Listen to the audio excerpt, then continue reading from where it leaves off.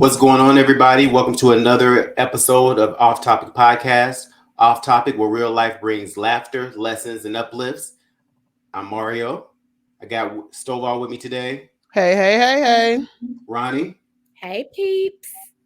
Hayward. What's up, everybody? Bring it on in, Mama Kim. Good morning, everybody. Good morning. How's everyone doing? Doing good. Yeah. That wasn't convincing. I know, right? Yeah. I know. It's been a rough couple of weeks. I mean, I feel like it's been a lot going on the last few weeks. So Yes. Yeah. You know, we finally got back together. Got the gang's all here. Break out the 40s. That's right. But yeah. Anything special going on for anybody? So my best friend came into town. Okay. We had a good time last night, and we continued it on into the afternoon, I guess. Morning. We met at 12, so I guess that's the afternoon. But we started at 10 o'clock this morning. I was like, okay, where are we going? We're going to go to brunch.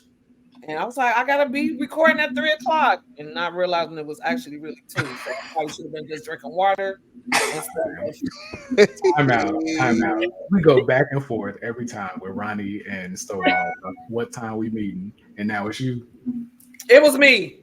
It was me this time. I was on the phone just to talk to him. I said, oh, shoot. When Pierre sent the daggone leak, I said, oh, I don't want to be late for Ike. Luckily, I was already in the car. I ran in the house. I said, my computer was ready. I knew that I had it. But in my mind, I said, I got a half an hour. But I did. So I'm here. I'm going to somebody to start sending out saying 2 Dallas time, 3 Indy time. Yeah. Yes. And that's going to do what? That should alleviate all problems. Yes, it's gonna help me. Because today I got the response, cousin. I mean, that string is just so far down along in my phone. I said this. Oh, you don't make a calendar invite or anything? You keep it all up here.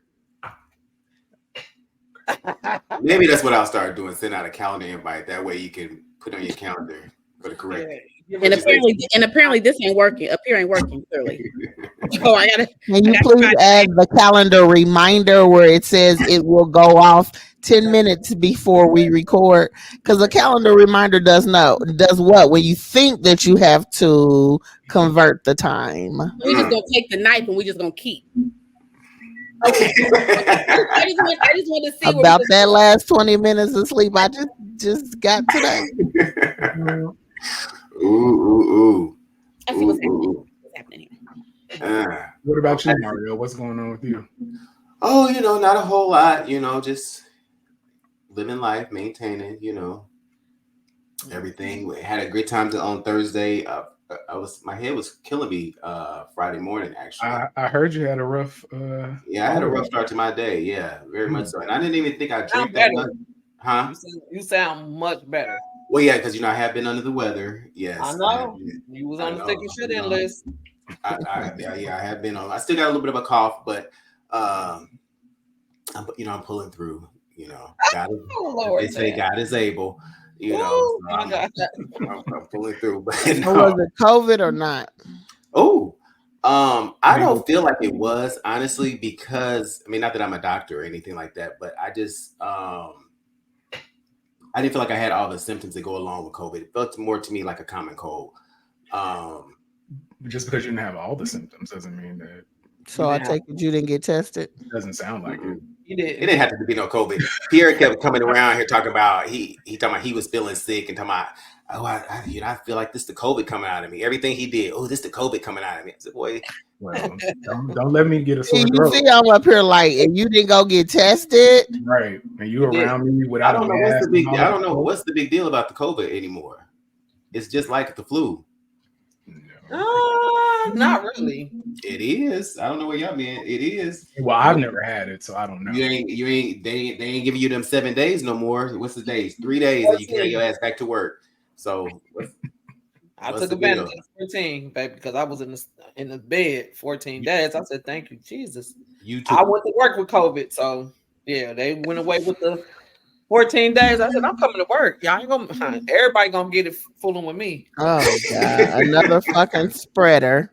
Damn. That's right. Super spreader. You not paying me? I'm coming to work. Yeah, I'm sorry, real quick. I just got a text. Mario and Hayward. Lord, my Aunt Terry. Y'all are nice to look at. And this P, he needs to show his face too, because I need to see what he look like. I said, now you know Mario and P. She said, I can look at him. I can look at him. That's what my Aunt Terry said. Well, thank you, Aunt Terry. And that's pretty mild for her. Kim know how she is. Oh God, That's mild for Terry. Show So. his face. Oh Jesus. Y'all show his face. Lord. All right. Well, I'm glad that everybody's doing well. Let's go ahead and get into this first clip from Tabitha Brown. Hey, honey, good morning. So I'm back from Cairns and got jet lag a little bit. Can't really sleep, so got up at like 4:45. And the sun is up now because it's about 6 o'clock. So anyway, I was coming here to make me some breakfast, and I was like, oh, let me tell the people, because y'all know I got an avocado tattoo while I was in the south of France. Bonjour. But some people were like, why an avocado tab? Now, y'all know I love avocado. Most people know, like, I just love them. I put them on almost everything. But the real reason that I love avocados is the lessons that it teaches me about life, right? So this is actually a perfect avocado. It's a little bit soft, so it's perfect in the inside. But if an avocado is too hard, that means it's not ready in the inside. It doesn't serve us well. It can't make a guacamole. You can't even slice it to put on a sandwich. It's too hard to be ready, but just soft enough, right? You can open it, honey, you can peel it, you can get this nice texture, you can make the best guacamole, you can slice it, put on sandwiches, salads, whatever the case may be. But if it gets too soft, it means it's rotten. That means it's gonna brown in the inside. It ain't gonna make the best guacamole. It's gonna have a weird taste to it. And that's how I feel like I live my life. I don't want to be too hard to where I can't serve others well. I want to be soft enough, okay, to give people the best of me. But I don't want to be too soft to be ruined. Do you understand that? That's it. That's why I love avocado. Avocados be out here teaching life lessons. And of course, y'all know Avi, my best friend in the garden on my children's show. And that's my business as well. But yeah, and I just love them. And they all so cute. So that's it. Thought I'd share. I'm about to slice this up with a little tomato, okay? A little salt and pepper and things, and maybe a little cucumber, and have me a little breakfast. And I'll talk to y'all later, all right? All right. That was a great life lesson by way of the fruit. Yes. So what are you guys? Are you hard or soft? You are avocado. I would like to say that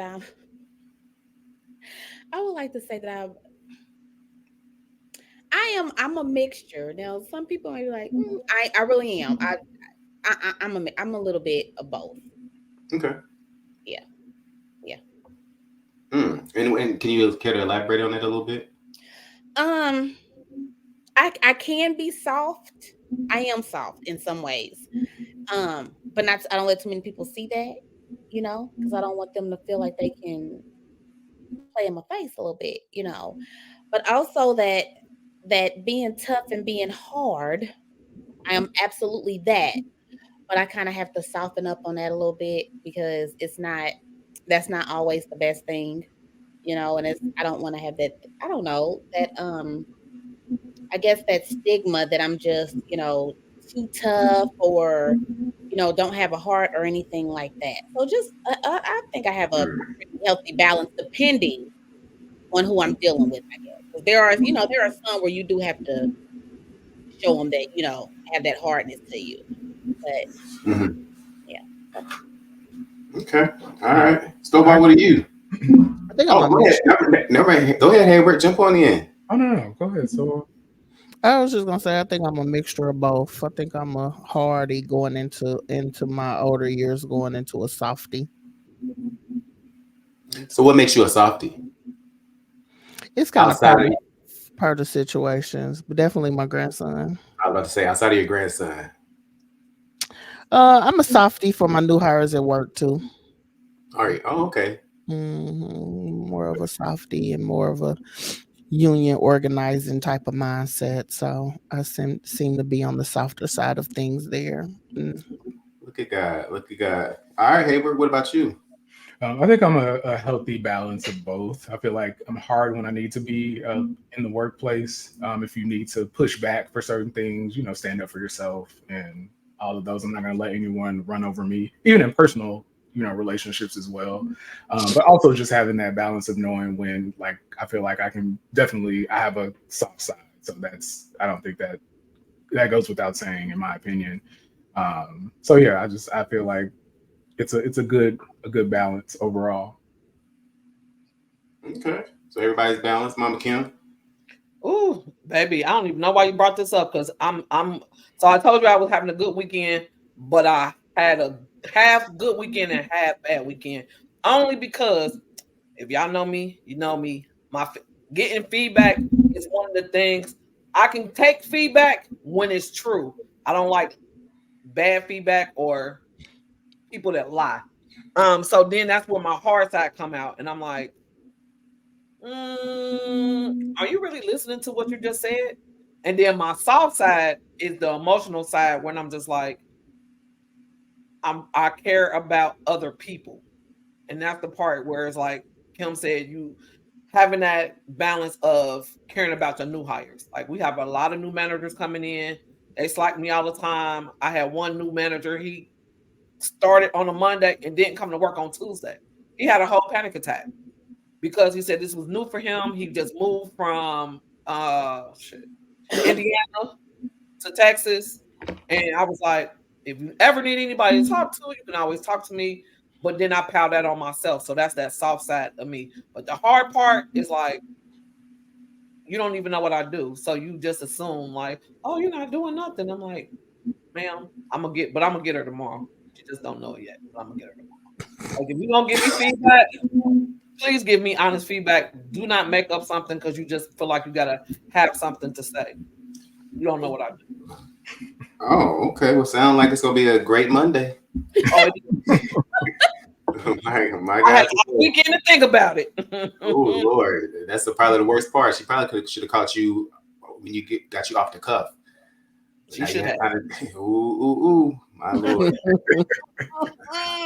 would like to think that I am probably more on the softer side.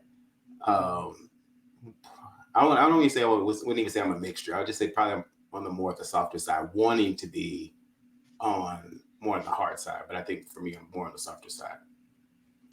So we'll see. All right, well, it's good to see y'all guys. Most of y'all are a mix of the two, you know what I'm saying? So well balanced, to say, one might say, I guess. So I wonder how to. You disagree? Yes, I think. Yeah, I was gonna say, how does that work on as far as what others think that you are, and then versus what you give off? I I don't know. at work a little bit. Say it again. I kind of struggle with that at work a little bit because not that you don't want to be your full self, because I am my full self at work, but how can I put it? Really just anything, if something doesn't sound right or make sense and you want someone to elaborate on it, or you ask a question and you're as a matter of fact, but not as a matter of fact in a disrespectful way, like, okay, I hear what you're saying, but you're not explaining it to me. I need you to tell me exactly what it is. Or so then it's like, well, calm down, don't get an attitude, don't. And it's like, I'm talking to you in a normal voice. A normal thing. So it's like, well, maybe you should be a little softer. And it's like, I'm not being hard in this moment. I'm literally asking, but it's so easy for us to get the independent woman, angry Black, your tone. And it's like, I'm using the same tone with you that I would with anybody else, but because I'm questioning you, it's a problem and you feel that I should be softer. So I kind of struggle with that, a little bit at work sometimes. In my job, I know that they send out these, I can't even think what they're called. But like you can rate people, you can, give them feedback and it can be anonymous. I like those things because yes, I wonder how often we portray ourselves to be one way and we act accordingly because in our mind we're that way, but I wonder what other people think of us as or feel like how we're acting. And then I wonder like what's the disconnect. So like if I think I'm hard at work, and so I'm already trying to soften the blow, but somebody else at work think I'm soft, and so they're seeing the opposite behavior. The 360 reviews, like I like those, but I wonder would family and friends be? I wish they had something like that for family and friends for us, because I think it would help us. We always put our best foot forward for the employer, but like how would that work in our personal lives? I think sometimes we can do that in our personal lives as well. And I think it's ultimately just personal perception, because I think everyone's going to have a different perception of you, whether they feel like you're soft or hard. So there's not a lot that you can do to adjust that, aside from recognizing it or being aware, and then just doing what you do, just making small adjustments, but you won't be able to please everybody or look one way to everyone. Mm-hmm. That's true. Perception is everyone's reality, so we can't really argue with that. Sometimes people don't always see us, or we don't always see ourselves the way that people see us. So that's the downfall in a lot of cases. So, yeah. Hayward, what is that shirt? I like it. I was really gonna ask him that too. I like it. Black Voters Matter. I like that. Okay. Yeah. Yay. Yeah. Yes. Definitely. They definitely do. Mm-hmm. All right, let's get into this next clip with Oprah and Gayle. Friendship. How have you navigated keeping who you are and being a public figure? Is this hard for you or easy? No, I'm just trying to think how we navigate. I was going to say, what if we not shared? Okay, I mean, so you feel comfortable just sharing everything? Pretty much. Pretty much everything, and I would have to say it wasn't even a matter of navigation. Yes.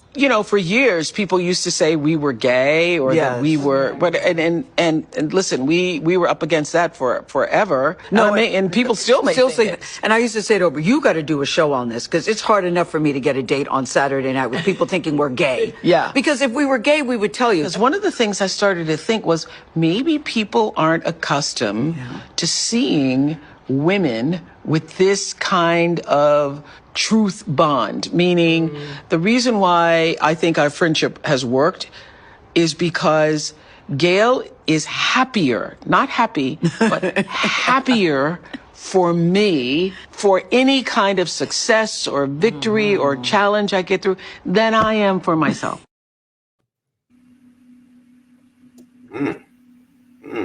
So to the ladies out there, what do you guys think about that as it relates to, I guess, them discussing their friendship and there being a negative connotation associated with, the two women just being friends? Why can't they just be friends? I think it's because they're in the public eye. Because I don't think that's what I think too. Women, like, if they saw me and Kim walking down the street, they would not automatically think we're gay. I think it's because they're in the public eye. Because how many women have girl best friends? And we just go ahead. No, go ahead. I'm sorry, I didn't mean to cut you off. It's the people in the world like Mario. Right. Always. Yes. Yeah, like this is gonna go back to the question I asked you before when we were talking about would women that say that they don't need men, like, where the fuck are these women that are thinking that they were gay? That was a rumor, always have heard it, but was it because of their gender, or was it because of really them being Oprah being famous and they just want something on her? I don't think it had anything to do with her gender. I think it had something to do with her social status. But I feel like opinion. I feel like it had a lot to do with Oprah and Gayle being both seen as powerful women, so they present as like very strong. So I think it had to do with that. Like I don't think it was just the fact that they were trying to put something on her to say, oh, she's gay, something has to be off. I think it was more so like geared towards that, and that they never saw like just the whole her relationship with Stedman, the fact that he was never really in the public eye a lot with her, so it made it look like he was kind of like just on her arm. Like he's her beard. Yeah, like a beard. So I think it kind of those things kind of played into it. And then Gayle's marriage fell by the wayside. I mean, you know what I'm saying? So it just everything seemed to line up. Excuse me. Yeah. But I do agree that is not ever a thing in real life. I feel like for women in general, just in regular everyday life. No. And I'm not even a fan of either one of them, but I never thought, when those gay rumors came out, I'm like, they just friends. Like, I don't understand. You said you're not a fan of neither one of them. I'm not a big fan of neither one. I don't dislike them, but I'm not a huge fan. Oprah's too wishy-washy for me.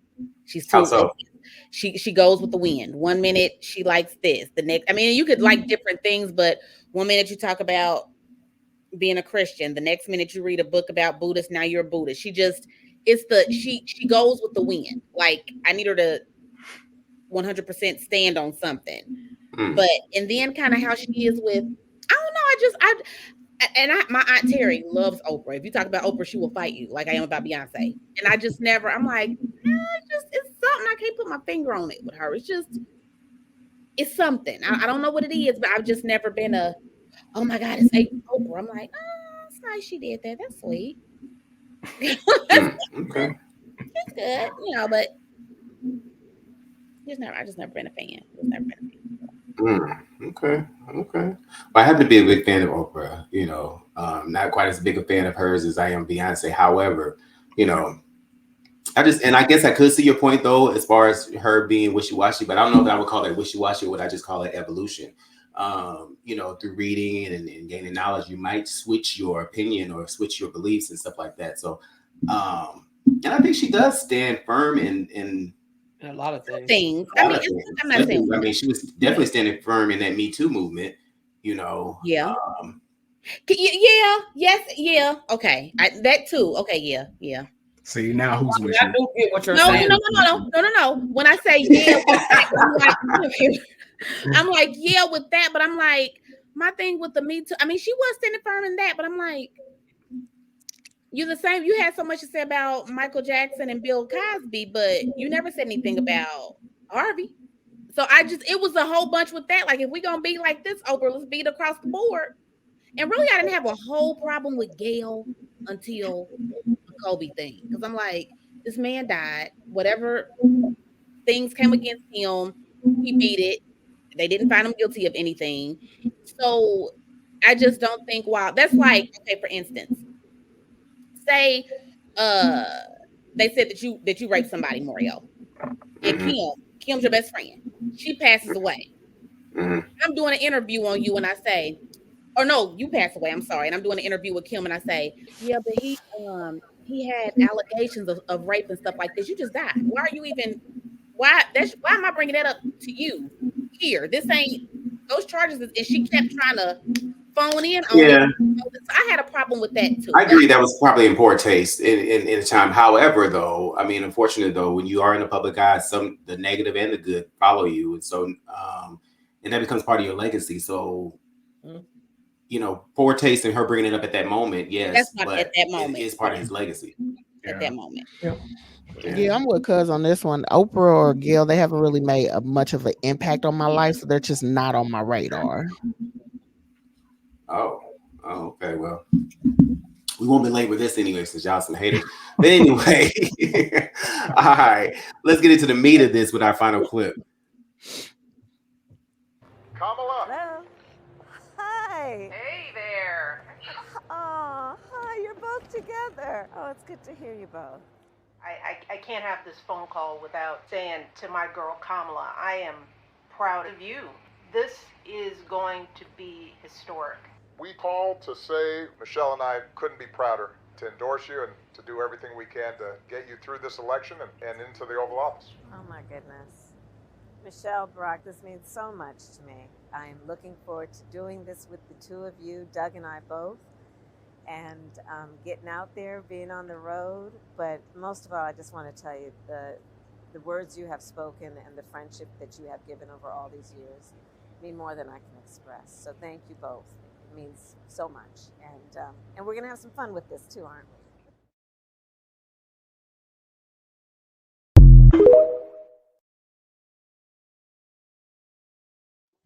All right. Harris for president. Get it, Joe. No, I'm just saying. Yeah. So what do you guys think about the Obamas? Because I think we were waiting on them. It was a few people that were waiting on to endorse her. I know Nancy Pelosi was one. The Obamas was another group, and I forgot who the third. That was like, it was the third person that they were really waiting on, but the other two did, and then finally the Obamas endorsed her. So, Was it how do you guys feel Schumer? about the Obamas? There it is. There it is. Yep. How do you feel about the Obamas bringing it on home and offering that endorsement? Was it a surprise to you guys? I'm gonna say yeah, it wasn't a surprise to me. Yeah. No. Yes, somewhat. Not a surprise, but I thought they would have did it sooner, honestly, because it did take a few days for them to for it to happen. What did it just happen on Thursday, Friday of last week? So I was expecting them to have done it sooner. But you realize, like, the Obamas are the jokers, right? Like, they the big card. Why do you say that? I mean, 'Cause it like, depends on who you ask.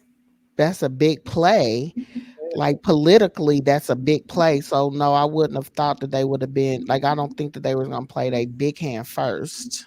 I wouldn't either. And I Yeah. guess I look at it like just piggybacking off cousin, more so too, not to sway or influence other people because Yeah.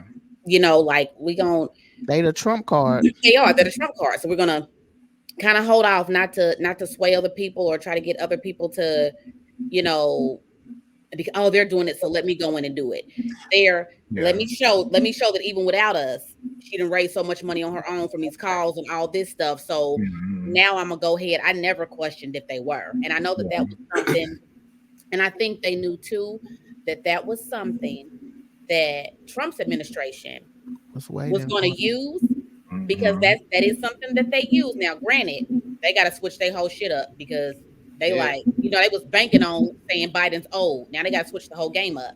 However, if you remember a couple days ago, they were like, well, we're not going to keep this debate on the books yet because with him and Kamala, because we don't even know if she's really going to be the candidate. So, they did this on purpose. They could have just said Obama for them to say Barack Hussein Obama. Okay, his middle name.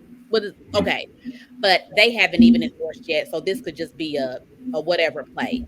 So they use that. So then when they did endorse it, now they're like, now y'all still don't want to debate. So what's happening? What's wrong? What we doing here? What's going on?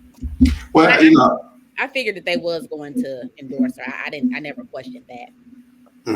I guess when y'all say that the Obamas were the trump card, what makes them the trump card? I mean, for who are they the trump card for? I think for just in general, a lot of like progressive Democrats feel like they are the ones that people generally look to. And they're kind of like on a pedestal. I mean, you know, to a lot of people, to a lot of Americans. So I feel like, you know, a lot of people were waiting on that just to see like when they were going to endorse her. But I don't think many people questioned it per se. But to Ronii's point, like I just feel like they were holding back just to show like Kamala still had that staying power on her own to be able to raise capital on her own, you know, and to have people rally around her, which we saw happen. So, but did we know that was going to happen though? I mean, I don't think people necessarily. I'm not going to say everyone knew that was going to happen, but I think it allowed her to show, you know, that she does have the support of other people as well, you know, and yeah. So you thought that they would endorse the other side? No, or not do an endorsement? No, I didn't. No, I'm talking about Mario when he's asking. No, I'm not. I guess my answer has nothing to do with whether I always knew they were going to endorse her. I guess it was just the timing of it. And so I'm just asking, like, when you guys say that they were the trump card, like for whom? Is it like what group of people? I think because I guess in my mind, Nancy Pelosi could have been a trump card for some people, but I get what you guys are saying as far as their, you know, kind of elite in the Democratic Party and stuff like that. But and one knew that she was going to raise all that money, you know, in 24 hours. You know what I'm saying? Nobody fathomed that, really. Yeah, no one not the money. We're just talking Yeah. about just the endorsements for the Right. Obama. Another thing that another demographics that we haven't covered that they bring over the aisle crossers too. Michelle brings over a lot. I mean, Barack did too, but Michelle herself, she brings over a lot of aisle crossers, and that's what we're gonna need for this. I mean, we've already seen it. There's a lot of people that crossed over, and that was going to be my next question to you: is how it's funny that the awareness or the topic of her gender coming up. Now, remember when gender came up with Hillary, it was an absolute hell no. Just think about where we are in life right now. Women are progressing, women are on top. So white women have come together like, yeah, we like, which is the greater evil? Which one is the lesser evil? And they not white women. No, when you said when Hillary ran, it was who was a big hell no for? Hillary for her gender. Yeah, white women were absolutely against Hillary running. They did not want that because she was a woman. Yeah, because she was a woman, a white woman. They were not feeling her. That's why they had the whole. I guess I'm saying yes, but solely they didn't support her because she was a woman. Not solely. I don't think solely. I'm just saying her being a woman was an absolute hell no. Like if you go back and read, that was a big issue. Her being a woman. So now Kamala is a woman, but it's like the trajectory on that has changed. It's like, and I think it has changed because of where women are in life today. Like I understand my husband is powerful, but I'm making moves too. I'm a boss as well. I think it's a mixture. I think it's a mixture just because yes, I do absolutely women have progressed and are progressing, but I do also feel like she's the VP, right? So obviously that's probably the next space that we would go into, like given that the president has stepped down. So, and at this point, at this late point in the game, like they're not going to find a new candidate to, represent the Democratic Party. So I think it's kind of twofold. It's unfortunate, but I think that also plays a big part into it. Well, I guess I kind of somewhat disagree with it'd be hard to find a Democratic candidate. I think there are some viable. Not saying that they aren't viable, but I think just you know what I mean. To get someone, have them rally behind someone at this point. Like I think it's kind of late to do that. I agree, and I see that point. But however, I guess I was shocked that so many people rallied behind her so quickly. Honestly, I never thought that that she would get the gain of support that she's gotten. I felt like she would get more pushback from a lot of people, but I think some of the things she stands for is what is forcing people to fall in line with her support, especially when Trump has some very different views on things, and so I think that's also helped as well. I think that also I just think that true Republicans. When I say true Republicans, I'm talking about the ones not the ones that are like a cult following Trump, but the ones that really care. That whole Supreme Justice decision to basically have them immune to anything they do in there. A lot of Republicans was like, hold on, that's not okay. Like, no, that's not okay. That's not what we're about.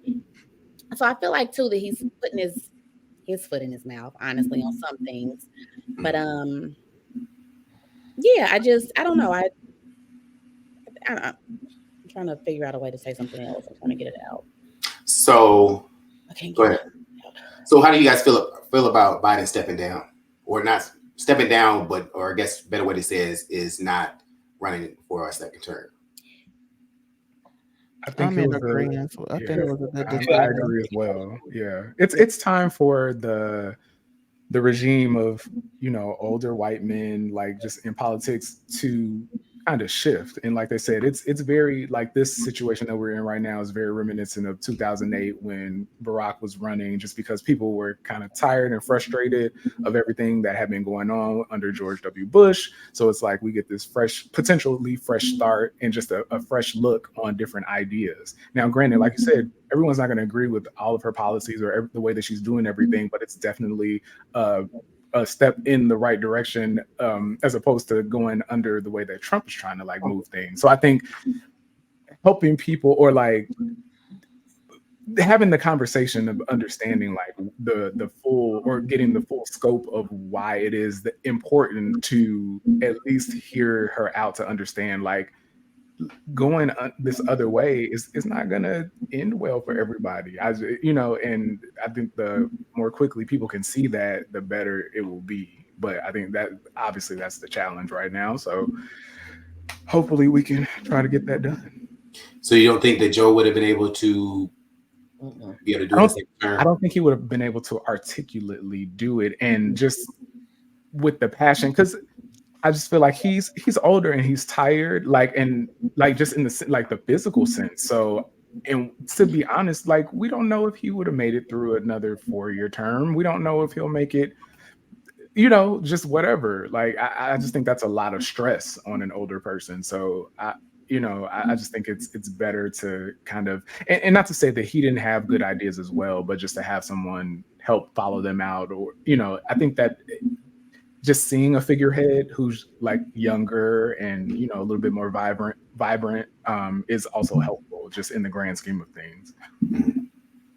I don't know. Yeah, and I will say that when I watched you guys, real quick before you, I don't know if you guys caught his address, but it sounded more like almost like he was conceding, and listening to all the chatter of everybody saying that he should have stepped down. It did sound like he really wanted to. But it was like, so he put his own little spin on it to make it seem like, for the betterment of the the democracy and all that kind of stuff, he was willing to do so. But I think if he had it his way, he probably would have stayed in that race. So last taping, we just talked about this, and we talked about his health status. Mm-hmm. So we've all kind of either worked for a government or worked for a very, very big corporation. So you kind of know how those decisions fall out, right? So I wonder, and I pose a question to you.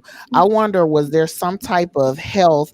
Sharon, didn't he say at the convention or something he had just seen his doctor and everything came back okay, but there was still supposed to be a follow-up. So I'm just wondering, did something come down that was health related that's going to come out that they were trying to get in the front of?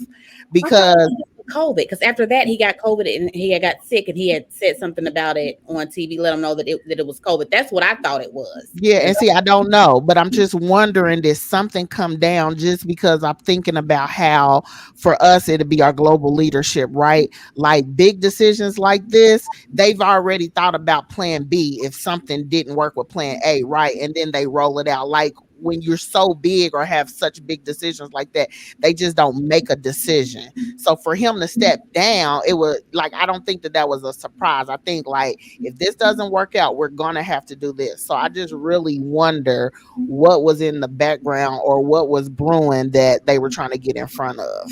Yeah. Just because we're so late in the game that, yeah, like did they say like this thing is gonna go very bad, and it's just like they have those lobbyists that work for the politics and stuff, and so I just wonder if somebody's like the probability on this is very, very low, or were they trying to get in front of something? I just wonder.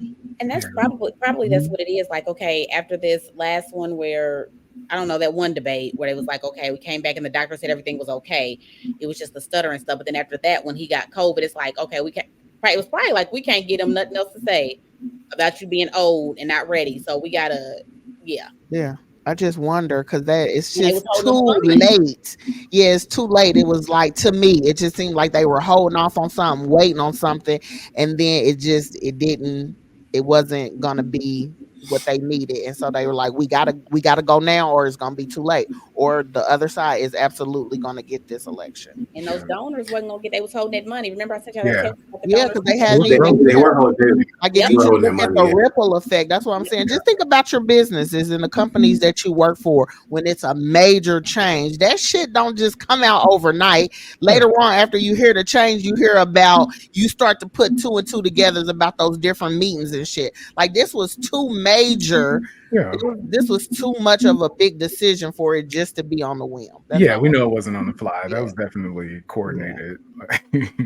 Last session, I'm still going with it. We needed a new team captain. Didn't know how we was gonna get a new team captain, but I said it last taping. Like, yeah, the team captain, we got him, switch him out. Love him. He helped us, but it wasn't gonna get the win. Yeah. Okay. I don't know. I mean, I completely agree, and I think partially could be some health issues going on with him, and we might later find out about that. I also think though that he realized, with them with the donors holding their money on him, that's probably a deciding factor. Also the fact that his numbers wasn't that great. You know what I'm saying? So that probably pushed him. So to your point, this was the ace in the hole, because it was funny to me how that decision was made, and she was quickly put, catapulted into this role. So I'm sure that, to your point, they were having these conversations behind the scenes and everything like that, because they knew he wasn't going to be able to, go the distance with it. Well, I am happy. I'm happy with him putting her in it though too, because I was like, in my head, I'm thinking, okay, when we know he's stepping down, don't try to play in her face and overlook her and throw somebody. Do you think he really wanted to, or do you think that was like maybe the pressures of it forced him to do so? But who would have been the next choice though? I guess, yeah, like that's what I'm. Yeah, that's what I wanted to ask you earlier, Mario. I was going to ask you that earlier. Like when you was talking about the Democratic candidates, what other candidates are out there? Choice. You have some of the ones that can be viable vice presidents for her. Shapiro, vice presidents, but don't confuse what I'm saying. I'm saying these people could very well be presidential candidates. Shapiro could be a candidate. Mark Kelly could be a candidate. What is it? Whitmer? I don't mean more. Gretchen Whitmer. Whitmer. Yeah, she can be a candidate for presidency. All of them could be presidents. Now, granted, they are very, their names are having in the hat for possible vice presidents, but I think they all could very well run for presidency. Have you guys ever heard of any of these people before? Any of those governors? Yep, I have. Before now. Yeah, see, I had never heard I follow it though. I look up, I just never heard of that. So I know sometimes the world is looking at like just like what's his name? I mess up his last name. Buttigieg. Pete. You know what I'm saying? I like Pete too, but I'm just saying from like, remember when he came out for Biden and he was trying to my auntie let me know that was not his name. I was so excited about him. But when he came out for Biden, it was just like that man was all business, but his name was not attached to anything. Like, what was his name attached to? So like people didn't even follow him. And then all of a sudden he attached to the LGBT community. And then what happened from that? You didn't even hear about him no more. I think he got a seat in the White House doing what? He was the head of something, right? You guys have to look it up. He's still making moves. They probably don't. What's the name of it? Yeah, I'm talking about. Go back to the beginning when he first came out, when he was going to be a running mate for the Democratic ticket. What did when Joe got into office? He became what? The head of something under his transportation secretary. I think the producer. Transportation. But I feel like at that time during that election, there were so many different candidates, so there was an influx of people. Everyone was trying to figure out like who they were, what was going on, all of that. So but I will say, even for the potential vice president candidates, I mean, reason why I say they're viable because people question like what has Kamala done in her vice presidency. So when you say, has anybody heard about any of these people and maybe some of the things they've done? It would be no different than people questioning her, what has she done? So that's why I say they're just as viable as candidates as she was. But if you guys want to know what she's done, I was gonna say, she has a name for the attorney portion, but not a good record. I'm saying from the perspective of her, since she's been a vice president, we all know the stuff that she's done as the attorney general, stuff like that. But a lot of people question as her as a vice president, what has she done? What does she stand for? Well, if I must, So the Biden-Harris administration that she actually spearhead, okay, but you have the economic justice system there, that student loan forgiveness, the child tax credit, Student loan forgiveness. yeah, student. Well, some people got it. It didn't go for everybody, but I'm student about loan. to say my shit still. But I mean, but it started. So that it started. I know public, was it public servants? Public servants, and then also the health economics. Yeah, She was the one that spearheaded as far as you can no longer report your medical debt to credit bureaus, right? Like as far as getting houses and cars and stuff. Also, well, this was actually when she was that was before she was the VP, so that was in 2020. She was one of the heads, her Booker, and it was somebody else, the Policing Act of 2020. To the bill to reform law enforcement and hold police accountable, increase transparency, improve law enforcement training and practices. And she has done, this was when she was still the district attorney, but the Bureau of Children's Justice. So sex trafficking and stuff for children, when they get caught or they're arrested, did you guys know that district attorneys were trying to make them pay? They're the victims, make them pay. She came up with something to put an end to all that, because they're the victims. Why are they paying anything? That's nothing that they should have to do. And she did the Back on Track Reentry Program. Now, that was back in 2005 when she was still the district attorney. And I'm bringing this up because you hear so many people saying, she put all our black men in jail. Well, first off, she's a prosecutor. If they were wrong and did the damn crime, she has to do her job. Say it, Ronnie. Say that again. I'm sorry. I said no. I told my mom we was talking about that because a lot of people are bringing up what she did when she was a prosecutor. But I'm like, if you were doing the crime, you had to do the time. Exactly. If you were selling weed, and you went to jail. That's not on her. That's on the person who was doing it. Exactly. But thank you, Mama Kim, for bringing up weed, because her Back on Track Reentry Program, I told you I have my notes. This was to get offenders between the ages of 18 and 30 who were facing their first felony offense out of prison. Now, she launched this back in 2005. So it was created to get low-level drug trafficking offenders out of prison. It was a program where they learned skills and were assisted with finding employment, enrolling in school full-time, and complying with all the terms of their probation. If they successfully graduated from the program, and it was like an 18-month program, the court would dismiss the original case, leaving the graduate with a clean record. So nobody brings that. Let's talk about, and that's a quick Google search. Yeah, I think they need to publicize those things a little bit better, honestly, because so people will quit questioning what she does and what she stands for, so that'll be more in the forefront. Yeah, I think that's that kind of information is getting lost in the shuffle, and they focus more on her, the people, so many people she's prosecuted and all that kind of stuff like that. But really to hear what she stands for and what she stands on would be great for them to publicize that a lot more. I agree, because it's kind of getting old and just annoying from all the people that I'm seeing, saying they talk about our Kendrick Lamar saying like they ain't like us, Kamala ain't like us, and I'm just like, y'all are talking based on like non-factual things or things that you hear or things that you haven't researched. So I think that part is frustrating also. How do you guys feel about some of them saying that she's a DEI hire? It's just dumb. Why can't she just be smart and know her shit? Why does it have to be they only did that because she's black and she's a woman? No, she knows her stuff. I think that's so disrespectful. Just that's the easy way out.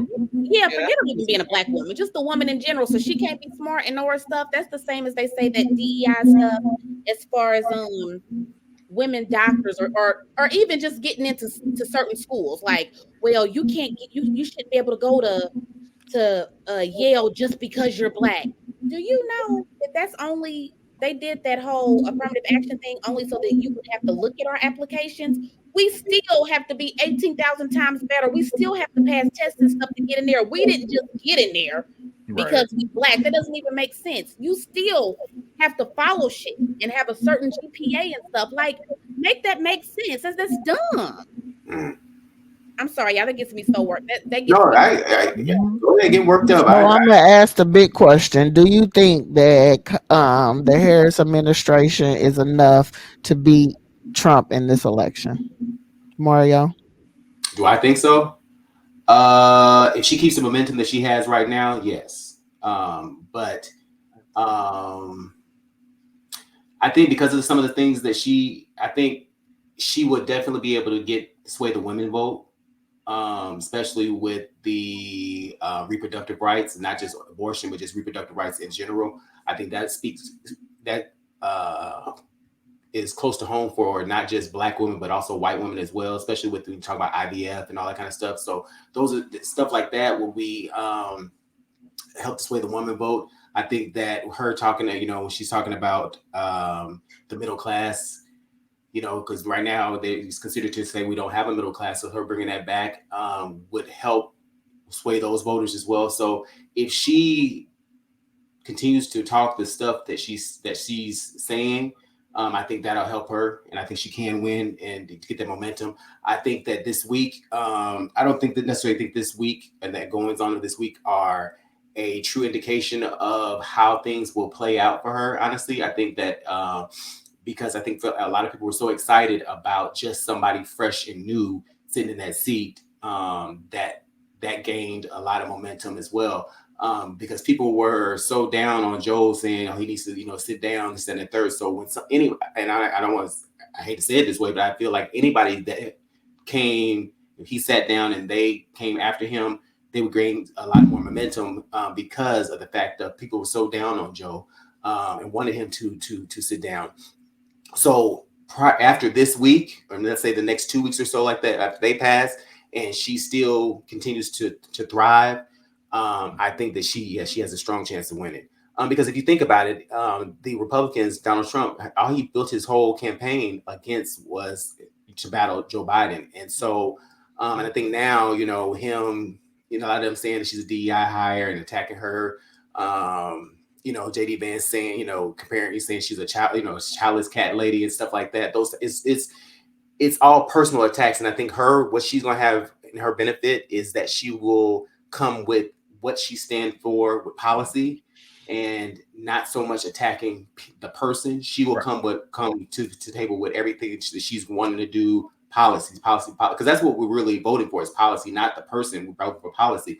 But I think the Trumpers have gotten so blindsided with him attacking the people, because I say this, all the time. I feel like he is the voice for those who have gotten forgotten about, the losers, we all went to school with them, the losers, you know what I'm saying? Nobody talked to them. They was, outcasts. Let's say, I don't call them losers, the outcasts. Thank you. They were losers in their own sense, but he's giving them a voice now, and they feel like they big bad and everything like that, and they can really do something. But in reality, you're too stupid to realize that everything that he's talking about ain't got shit to do with you. It's got all to do with him. But y'all too dumb because y'all feeling like y'all can go around here doing this, that, and the third, and it's okay. And in a lot of ways, he is, talking that talk, because look what he did, got in their head. It's almost like a cult leader, got in their head, and the fucking Capitol. I mean, seriously, you know what I'm saying? The insurrection was all because they listening to him. So I think if she stands on policy, if she really stands on policy and really drives that home, that will be her ticketing in. Don't go to that low point and start attacking him. You may give him a little dig here or there, but stand on policy because that's what people are really, really wanting. Yeah, I'm gonna agree with Mario 100% on that. Also, cousin, I don't know if you've been paying attention, but they have a lot of Republicans in Congress and stuff. They've endorsed her. That's what I was. I was just gonna wait for Mario to get done. Yeah. I like to follow the money because the money's gonna tell it. Because and the money's coming. The Republican money is coming out for her. So I mean, I want to say cameras in their face, like I am endorsing her because this is not how we really roll over here. I don't know what he's doing.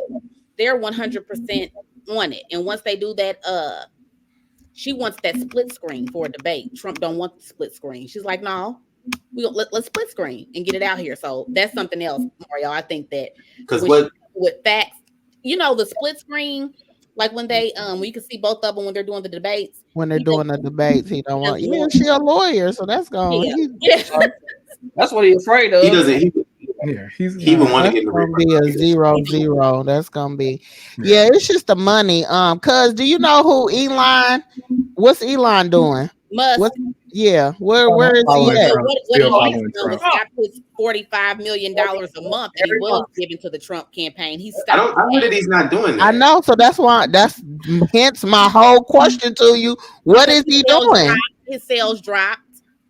Yeah, I think I'm telling you, follow the money, and when the money's coming out, the money's not. In my heart, I believe that we now have a fighting chance, but I know they get clever and play them dumbass games. But I think right now, I really, really think, and I hate to say this, and this might not have anything to do with it, but for me, with her husband being white, with her previous job, even though it's working against the black, even though the blacks it's working against her for that. I think with that previous job, she has some Republican across the aisle connections, and I think they about to cash those in. And I think I think people are just as like, you, Trump, you've gone too far. Back to what Mario's saying, you're doing some policy changes that's going to affect them. Like, people don't like indefinite type of changes. So you get in and you about to put some lifers on the Supreme Court. They like, no, you know what I'm saying? So like, now you're doing things that's going to might necessarily affect them, and they're like, hold on, like I'm not like, at this point I don't even think it's no aisle, it's just right or wrong. We'll get back to the aisle. Look, after this election, they'll say let's get to a real election, we'll get back to crossing the aisle or not. But yeah, this money is coming out. But yeah, where is Elon's money? Like, you know how he feel about his money. And how he feel about us. That's why he loves us so much. Ex-wife is Tracy. Yeah, she don't even give. Yeah, she said she don't ever endorse. Maybe 52. Bill Gates' wife dropped it. You hear me? Wrote it. 52 mil. Dropped it on that. Yeah. Hence why they had them down at the Villages looking like that. Yeah, they tired. They tired too. They tired. Producer, can you do me a favor? Because I cannot think of his name. What? Because Kim, you just said, because you literally just said they trying to pull stuff out to try to throw stuff against her and come up with stuff. Can you please pull the name? Somebody, some Republican, he's trying to want her to be impeached. I saw that. I thought it saying that she was covering up for Trump. Yeah. What is it? Oh, really? That's what he says. Said he doesn't subscribe. Now he doesn't, but that's who he's been working. He wasn't saying that before. He wasn't exactly right at all. Exactly. So what do you guys think is going to take for her to get the couchers out to vote? The couchers. Those are the ones that they say the election was, the Democrats, Republicans, and the couchers, meaning the people that are just not going to vote at all and sit at home. Hopefully it's the ones that heard him say, you don't have to do this and you don't have to worry about it. Just vote one more time, because in 4 more years you won't have to, because I'm gonna fix it. Hopefully the ones that heard that. Crazy. So that Republican is Representative Andy Ogles. Okay. And what does he thought? Why does he want her to do impeachment? Is something? What was it? Something about her covering up, saying that she's part of the cover up of keeping her accountable for her role in the border crisis. Yeah. Yeah, that's a whole nother issue, but yeah. But yeah, I think again, I would say to get the couchers out there, I think her policies will be enough to move people to vote. I did think it was amazing that 160,000 Black women got on that Zoom call. I thought, and I think I heard something about like white women had their own call too, like 4,000 women. Mm-hmm. Then the Black men had their call. Oh, and I jumped on that. White men. It was white men. I think theirs is tomorrow, right? The white men are tomorrow. I thought. I know the Latinas did it. They did one too. A call. It's supposed to be a blended call tomorrow, right? Because it was supposed to be today. Oh, okay. They couldn't get Zoom to do. Yeah, I'm planning on attending tomorrow.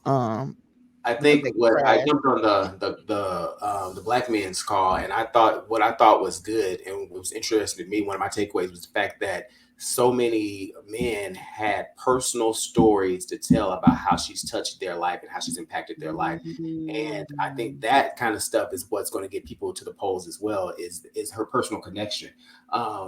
because it was a lot of them that just really had like heartfelt stories of how she's, reached out to them or just, was there for them in their time of need. One guy was on there crying about, just how she responded. He went through something and she was there and how she responded. And so I think those type of things, making her more relatable, is what's going to get her through over the finish line. I think I also heard somebody say that people want to know who she is, not so much as also what she stands for, but just who she is as a person. And if she shows herself to be more relatable in a lot of ways, then that would also help her in the polls. I know recently she was on an episode of Drag Race, and so of course. But I think she's been relatable though. I don't think she's not been relatable. I think a lot of people have just been, but I think they've just kind of not been interested in seeing her as a person. I think that's a lot of it as well.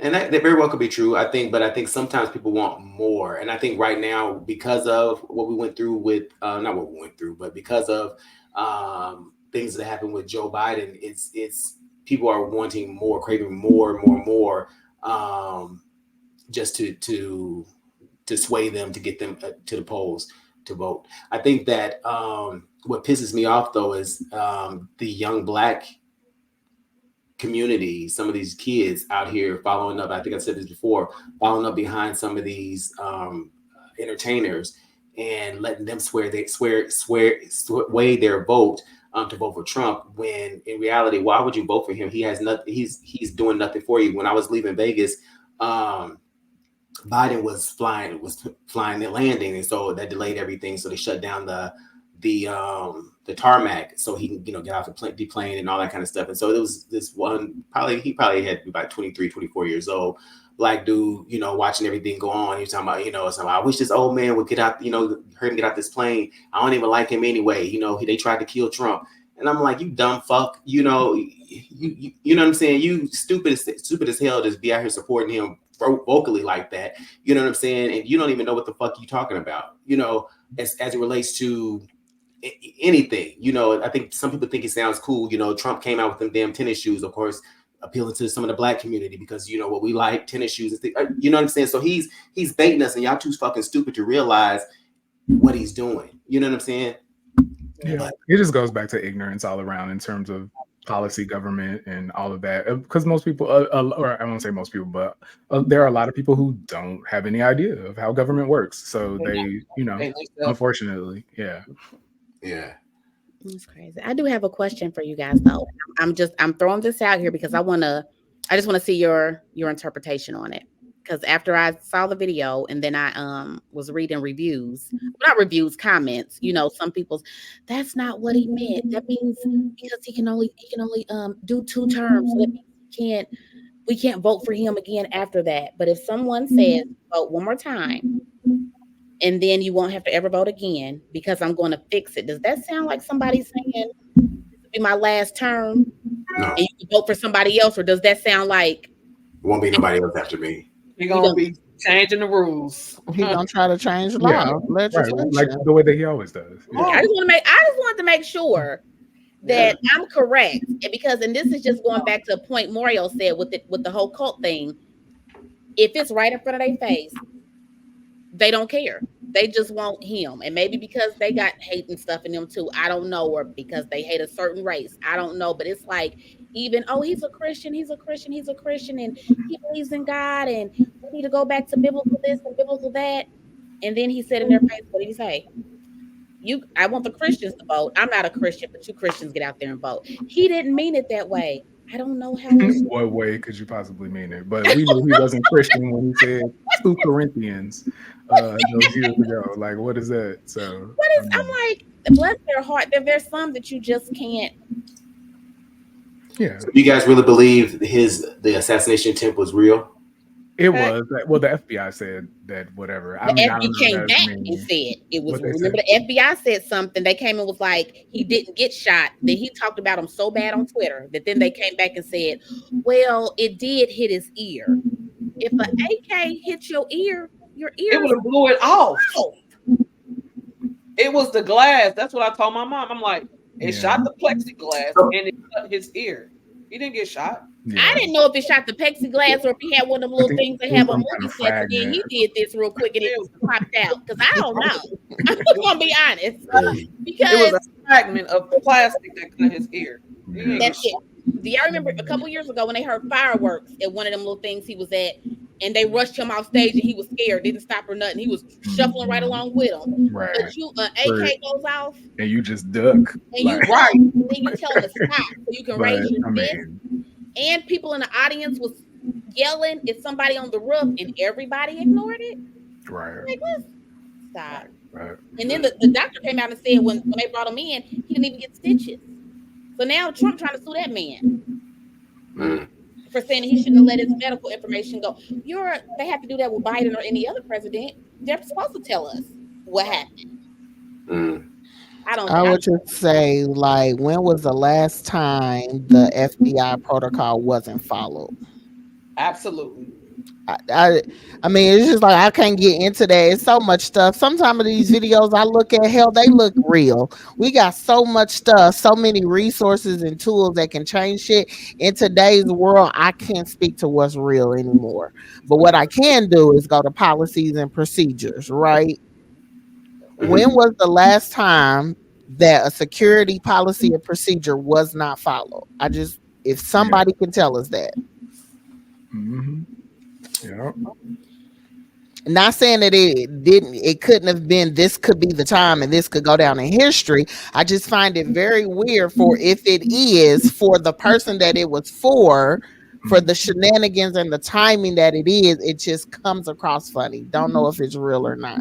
Yeah. But like, the ball was dropped majorly. It wasn't like we were working with a third war assassin who, you know what I mean, like, was able to wiggle through our processes. No, you're working with a country bumpkin that didn't know, like, what? Yep, He didn't have any professional military, and I'm not talking about he was in the service. I'm talking about, was he a green what is it called? Green, yeah, like high level sniper status, like that wiggled through our policies. It was a whole full working team.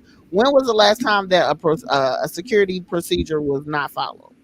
And then trying to blame it on what they say again, DEI, because there were female Secret Service and they didn't know how to do their job. So you have that, but then you also have they shot him, they killed him. Well, of course they're gonna kill him because he could talk. If he was still alive, to say they hired him. So yes, they're gonna take him out. My first thought was, you're such in that cult. How much did they pay? How much did you agree to sign your life away for? Like, that's for real. The cause, I'm going down. They probably didn't even have to give him millions. His family. Them people didn't get paid when they drank that Kool-Aid, did they? Sure did. Nope. They drank free of charge. I mean, it's crazy to me how that's a topic for another time. Yeah. But I get it. So my question for you all, I got two questions for you. One being, who do you think would be a good running mate for Kamala, Vice President Kamala Harris? Booty jig. No, I don't know. I really don't know because I don't know any of these people. I don't know enough. I was gonna say I still have to do some research on it, but what I do know is she got to pick somebody. They got to be top tier. Have to be. I would love for her, honestly, I know it would never happen, but I really like Gretchen Whitmer, and I think she would be a good candidate for vice presidency. But I doubt that, that would be political suicide. 2 women, I don't think. I think she would be great too, but 2 women, I'm like, they're probably gonna have to write. Yeah, I don't. And, she can maybe get Mark Kelly on. He stands for that ban on like gun violence type stuff, because his wife was the lady that was shot in the face or whatever. So he stands. That's one of the things that he supports, and I know that's something that's near and dear to Kamala too. So he might be a good candidate. Also, Josh Shapiro from Pennsylvania, I think that he'd be a great. I guess if it's not Gretchen, I would say Josh Shapiro would be a great running mate for her. Is there anybody from Texas? Hell no. No. Baby, if it ain't Jasmine Crockett, I don't want it. Nah, I'm just saying strategically, you got to think about that. Yeah, somebody from Texas.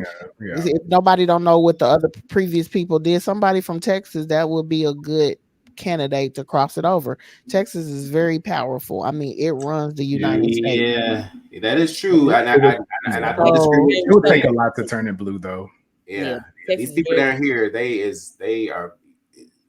Yeah, but I mean, if you get somebody that's been across the aisle, and you get somebody from Texas, then I mean, yeah, because it goes past politics at that point. It goes to kinships and what I owe that person, what this family owe. So I'm just saying that would be a good running mate. Somebody with some heavy Texas ties. That would be.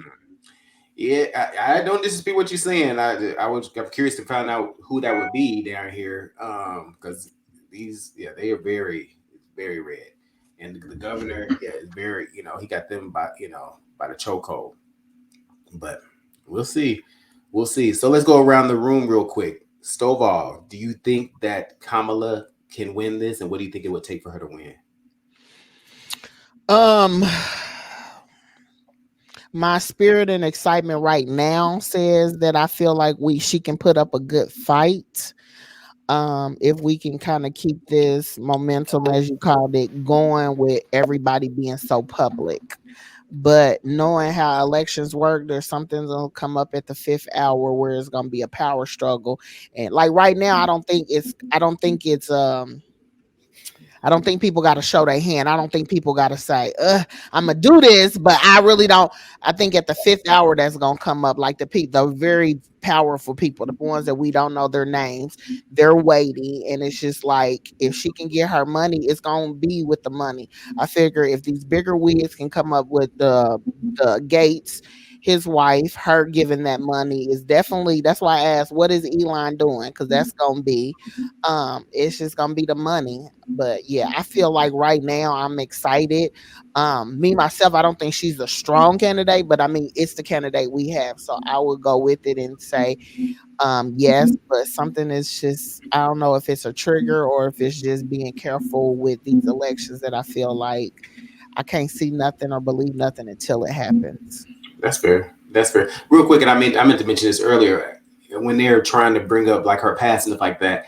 Like, what was the purpose of them bringing up the fact that she used to date Montel Williams? Nothing. All of their campaigning is just being, like you said, it's personal attacks, which have nothing to do with the election and how she can properly navigate the country. So yeah, it's just dumb. I mean, and also you have to remember she was VP, so before she got in VP, they vetted her. So y'all knew she dated Montel Williams before then, and y'all didn't bring it up. Yeah, that's already. But they bring it up like now, like it's a big deal or whatever like that. I'm like, let that go. Mama Kim, do you think she can win, and what would it take? I think she can. I think the American public wants a change. I really think so. Trump, people saying they want Trump, but I really think that people want to change. And with the way our country is going right now, we need a change. We need a strong leader to give us that hope that we definitely have lost.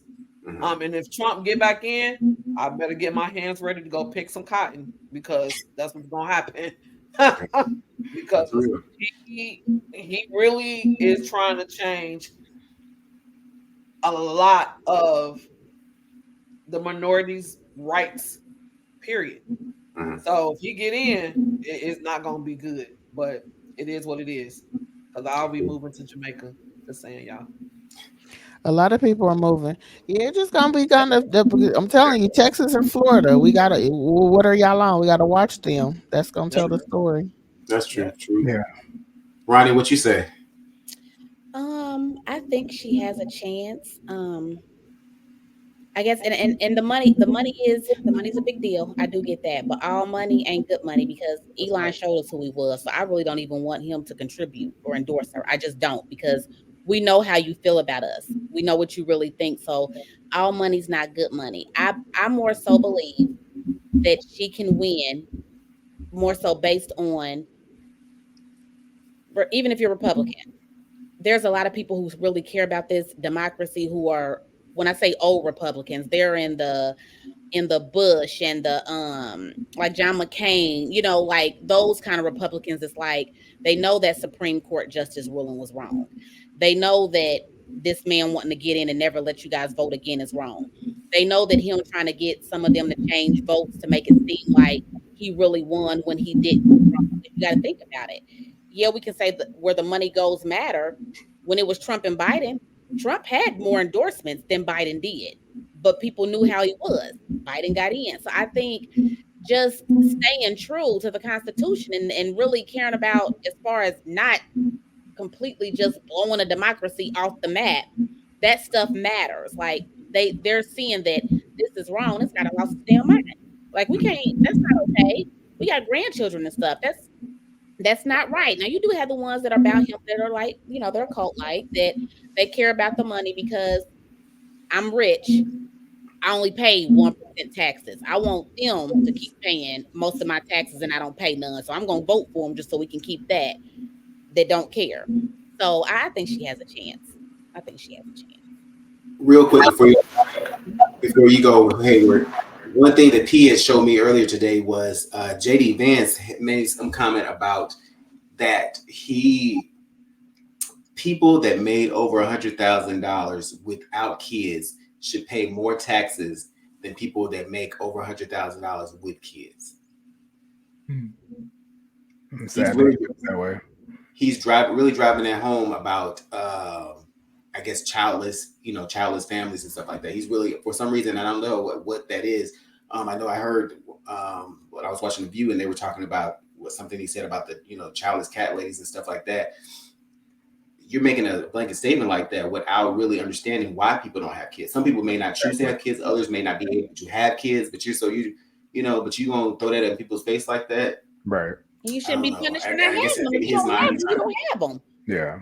Like you shouldn't be punished because you decided you don't want to have kids or you can't have them, so you're gonna punish me because I can't have kids. I disagree. Fuck them. No, I'm just joking. Fuck them. The people at work be getting them extra 15 minutes to smoke. So you want me to fuck up my health to go smoke? So no, I'm with JD. Fuck them people that don't got kids. Lord. All right, Hayward. Trump great hire Kim now. Kamala is absolutely a viable candidate. If she keeps the same momentum that she has, she can definitely win.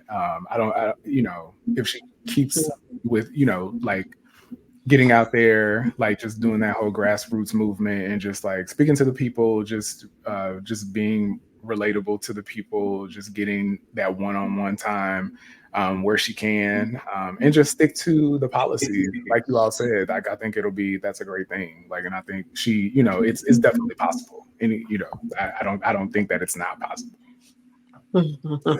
Yeah. Well, I already voiced my opinion on it. I do think that she keeps this momentum and keeps the gaining the following, and really speaks to the policies. She will pull through with the win. It's not going to be easy by no means, I think so. Mm-hmm. But I think that if she stands strong, stays steadfast, and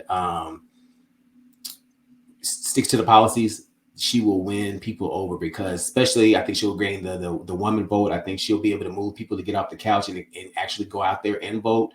And for those people that were saying, I don't like either candidate, I'm not going to vote at all. So I think she'll be able to move them. But the policies, to your point, Stovall, I also agree the money, the backing of it, the money is going to push people as well. So it'll be kind of twofold. But whatever she stands on, she's going to have to stand steadfast in that, and really drive home that point. Because at the end of the day, he's not coming at with the policies or anything like that. He's coming at it with insults and all those type of things. And so that her really driving home what she stands for will help people to really, want to move forward and get out there and vote for her. So I think she has just as good a chance as anybody, but I know it won't be an easy fight for her. But she's obviously a tough cookie. So she should be able to pull through with the win. So good discussion. I really think that's something we probably all need to keep our eye on. I'm sure we all will keep our eye on, honestly, because it's the closer it gets to election time, it's, more and more things are going to happen, more things will take place, and it'd be interesting to see how how it all unfolds. For instance, I don't know if you guys recently seen Trump was at some rally and he made the comment of, would you want the black president or the white president? Do you know what I'm saying? Just elementary. He's very divisive. He does it purposely, and it's not by accident. All right, yeah. no, Hayward, you're wrong, because his people say that Right. he wants to be equal and he loves everybody, and you took that wrong. That's not what he meant. Somebody get Plies on the phone. Somebody get Plies on here. Can we get Plies on? Not us. He been cutting up, baby. He been cutting up. Yeah. Listen, she don't have him at the convention. Listen, I know it's a conspiracy. You hear me? If Amber Rose and shit can be there, you definitely better have Plies there. And I thought that was funny with Amber. I'm like, then Amber did a whole Candace Owens called her on the show to talk to her, and I'm like, not too many years ago when her and Kanye broke up and you was friends with Kanye, you was calling her all kind of whores and stuff. Now you just so happy, and it's I welcome you here. It's such a pleasure. You know what? Company. You know who Kamala also should have with her? Who? Sexy Red. Get out there with that ski. That's gonna get all them AKAs going. Yes, God. Oh yeah. So I'm very hopeful and curious to see how this all will all play out. Hopefully, prayerfully, it'll pan out for the better.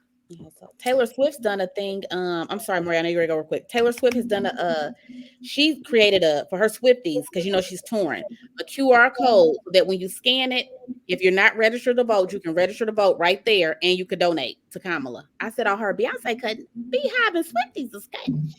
Yeah, they really are. So, you know, and Beyonce really hasn't done a lot just yet. But I think the fact that she's, you know, allowing her to use her song and stuff like that is showing her support. So to your point, Stovall, when you said, like, you know, the Obama's being the Trump card and they pulling it out, I think for the younger generations, stuff like that, the Taylor Swifts would help push the vote. The Beyoncés of the world would help push the vote. So I'm waiting for her to really get out there, because they had that fake post going around saying that she sent her flowers and stuff like that, but it turned out to be not real. But if she really get out there and show her support, that's going to help get the young voters out there to vote. So we'll see. So Beyonce hasn't endorsed her. I thought she did. Not the flower thing. I thought she was. Go ahead, I'm sorry. No, she hasn't verbally came out and said anything like that. She's allowing her to use her song "Freedom" as her campaign song, but she hasn't spoken about it. Taylor Swift has been more vocal about it, you know, doing campaigning and stuff like that, and ads and such like that. Beyonce has yet to do that. So I'm looking forward to it happen, but it hasn't happened as of yet. So, and you know, B's real subtle too. So her letting her use her music, that's kind of like, yeah, yes, I approved it. Yep, my name could be on that. We good, you know. Yeah. And then she'll come out and do her thing later, because everybody pulls their damn music back from Trump. They hurry up and say, he ain't asked me to do that. Take it off.